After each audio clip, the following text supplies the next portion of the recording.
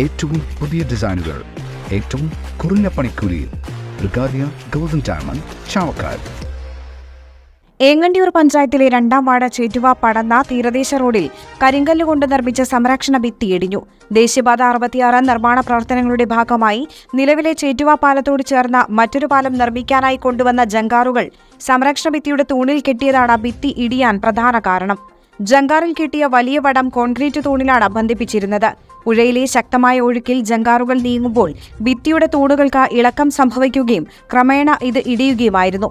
ചേറ്റുവ പാലം മുതൽ പുളിക്കക്കടവ് പാലം വരെയുള്ള തീരദേശ റോഡിൽ പുഴയോട് ചേർന്ന തൂണുകൾ പലതും നേരത്തെ തന്നെ തകർന്നു പോയിരുന്നു. ഒട്ടേറെ വാഹനങ്ങളാണ് തീരദേശ റോഡിലൂടെ സഞ്ചരിക്കുന്നത്.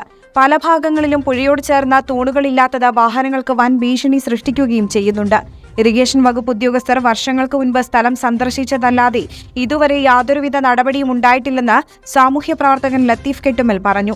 ചേറ്റുവ തീരദേശ റോഡിൻ്റെ സംരക്ഷണ ഭിത്തി തകർന്നിട്ട് വർഷങ്ങളായി. ഇതുവരെ ഒരു ശാശ്വതമായ പരിഹാരം കാണാനോ ഈ സംരക്ഷണ ഭിത്തി ബലപ്പെടുത്താനോ അധികൃതർ തയ്യാറായിട്ടില്ല. 20 വർഷങ്ങൾക്ക് മുമ്പാണ് നബാർഡ് ഫണ്ട് ഉപയോഗിച്ച് കേരള ലാൻഡ് ഡെവലപ്മെൻറ്റ് കോർപ്പറേഷൻ നിർമ്മിച്ചതാണ് ഈ ചേറ്റുവ തീരദേശ റോഡും ഈ ഭിത്തിയും. ഇതുവരെയും ഈ ഭിത്തി പുനർനിർമ്മിക്കാനോ ഇതിന് സമീപമുള്ള കോൺക്രീറ്റ് തൂണുകൾ ബലപ്പെടുത്താനോ അധികൃതർ തയ്യാറായിട്ടില്ല. വർഷങ്ങൾക്ക് മുമ്പ് ഇറിഗേഷൻ ഡിപ്പാർട്ട്മെൻറ്റ് അധികൃതർ ഇവിടെ വന്ന് നോക്കിപ്പോയതല്ലാതെ ഇതുവരെ ഇതിനൊരു ശാശ്വതമായ പരിഹാരം കാണാനോ വേണ്ട ഇടപെടലുകൾ നടത്താനോ ആരും തയ്യാറായിട്ടില്ല. ഇവിടെയുള്ള ജനങ്ങൾക്ക് പറയാനുള്ളത് എത്രയും പെട്ടെന്ന് തന്നെ ഈ സംരക്ഷണ ഭിത്തി കെട്ടി ഉയർത്തി ബലപ്പെടുത്തണമെന്നും സംരക്ഷണ ഭിത്തിക്ക് സമീപമുള്ള കോൺക്രീറ്റ് തൂണുകൾ ബലപ്പെടുത്തണമെന്നുമാണ് നാട്ടുകാർക്ക് പറയാനുള്ളത്.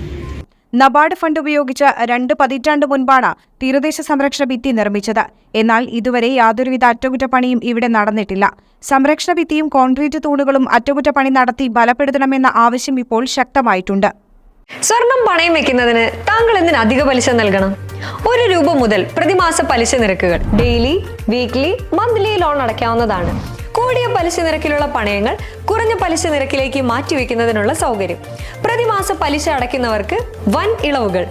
Alukkaran gold loan, Vadanappally, Orumanayur, Chavakkad, Guruvayur.